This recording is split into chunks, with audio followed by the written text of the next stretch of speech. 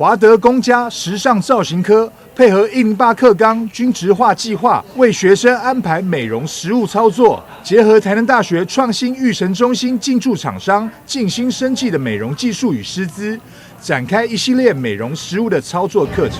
像这个样装是可以做即时的，然后这边眼袋可以提拉，你可以重复2次到3次。假如说他这边眼袋比较松弛，我们可以用到5次也可以。我们这次办的那个教育部的那个均质化的课程哈，最主要是让学生他们现在即将要毕业或者在职场上他们要就业了哈，这种科技的东西在技术面哈，我们希望说给他们做一个加强哈。那外面哈，因为我们的职场都蛮竞争的，那学生在学校在学的期间，我们也是希望说教一些比较高科技啦、简易的啊，然后立即看到改善的效果，然后皮肤让它改善到一个冻龄，还有保湿哈。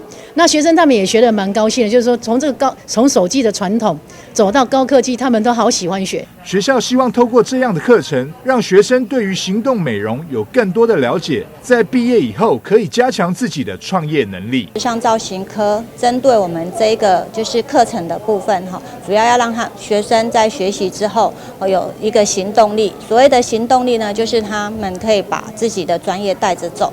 那带着走了之后呢，他们可以服务到社区哈，甚至在自己进修之后呢，可以让学生能够自己创业。学生对于这样的课程能够学到科技美容以及保养的小 paper， 反应都相当的不错。那觉得这个课程怎么样？很好玩。怎么说？第一次玩这种东西。那你觉得将来对你那个就业有没有一些帮助？有吧，因为这样就能了解多一点美容的东西。